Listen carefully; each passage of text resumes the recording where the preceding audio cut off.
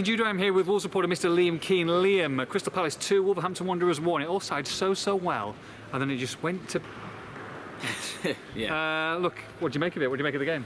I thought Wolves had a really energetic and aggressive first 15 minutes or so. Eberechi Traore, I thought, stood out with, as I say, a lot of that energy, aggressive tackles, high, heavy pressing. Good for you to say. Semedo as well in that first half. There was a number of players I felt that had a really good first half overall, but particularly first 15-20 or so. Wolves hit a bit of a lull. It was a bit too negative for me, hence my tweet that plenty of people didn't like, where they were just lumping it forwards, long balls that they weren't really winning. They were struggling to keep hold of possession. Palace were on top, and as soon as Wolves put together a nice flowing passage of play where they moved the ball from one wing to the other through the thirds, they created a really nice goal. That's probably one of the most pleasing, aesthetically pleasing goals I've seen all season by a country mile. Excellent goal. Bueno's cross was excellent, and Traore was in the right place at the right time to head home. So once they What's a ball though? I mean, let's not give the kid a disservice. That is an unbelievable. I mean, Hugo Bueno making his league debut, his first team debut of any kind. Yeah.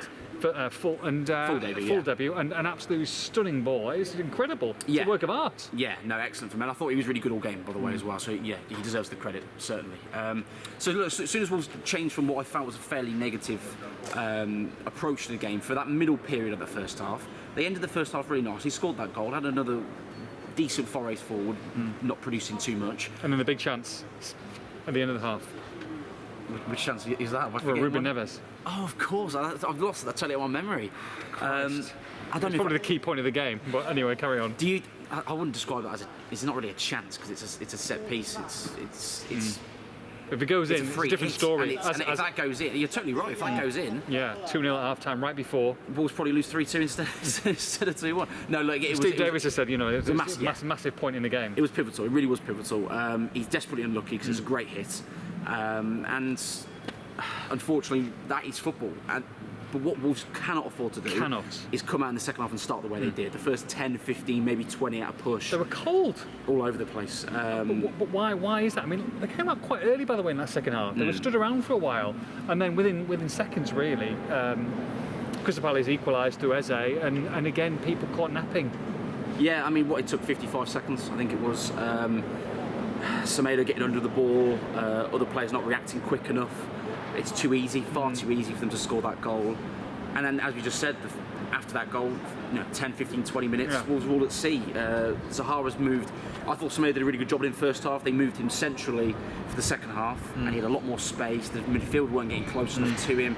Kilman and Collins were being pulled out of position and consistently missing out on those battles. And once that happens, you're just missing. You're giving him too many opportunities to impact the game. He's the kind of player that when you give him those opportunities, he often takes them, and he was the decider today. It was all too easy as one in the second goal. The second goal was very poor from Wolves' point of view, defensively all over the place. Rewind though, some substitutions really, and a few head-scratching substitutions. Now, it's Steve Davis has come out afterwards and said, look, Nunes had a knock to the head, and Eberechi Eze was struggling fitness-wise. That's why they took him off. If I could just say what I think is the issue. And Adama Traore had a niggle before the game, but carry on. Traore, you can understand he's not long come back from injury. They've been managing his minutes for a number of weeks, understandable, albeit you don't want to take him off, I get it. And Guedes, by the way, was poor when he came on. Traore again, by the way, as an outlet, excellent. Yeah, exactly. Forward. Exactly. Nunes, poor, regardless of him bashing his head, poor, and arguably deserved to come off. And Eberechi Traore was on the cusp of getting a red card because albeit I thought he did well today, he got a yellow in the first half too early on. We always knew there was a possibility he'd have to come off, and he was flying into some challenges, and Wolves had little choice but to take him off, I felt.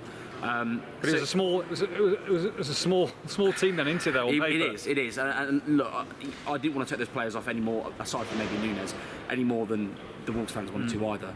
But unfortunately, you have to make use of the squads you've got, and Wolves are in a position right now where the squad is probably not big enough, and they're having to bring on the players they are at a time when they didn't need them, or when they needed the players that were coming off, and Wolves are, they're victims of their own downfall. Yeah, exactly. Handball. I haven't actually seen the replay, so I'll let you. So what? I mean, I guess it's Guehi it's come up into his hand. It looks like on the replays that he's put his leg out and his hand out, and it's touched his hand in obviously an unnatural position. So the Wolves bench can't quite believe that that VAR haven't looked at it and gone back and said, you know, go and have a look at it, referee. But it's an interesting decision. It's one of those where if it goes for you, great. But they were stunned that that's not been that's not been analysed, and it's gone back to the replay. I guess these are the breaks, but at the same time, look, from that second half display, Wolves didn't really deserve too much, did they? No, they didn't. The second half they were awful, and Palace. To be honest, what is a very average Palace side who's not had a very good start to the season. And they weren't great tonight, were they? Exactly. They were allowed to take the 3 points by Wolves. It was handed to them on the plate, and that for me is the most disappointing thing. Plenty of the teams in this league have got gears to go up in. At the moment, Wolves are nowhere near that. They haven't got anything further they can push the team on, and they deserve to lose the game on the balance of the 90 minutes. Look, interviewing the fans afterwards. They've got Wolves. They are in a relegation battle this season. Do you agree with that? Sunday, look, again another massive game against Leicester City, who win the bottom three. You know, you played Forest, you've beaten them. You played Palace, who are struggling, you've lost.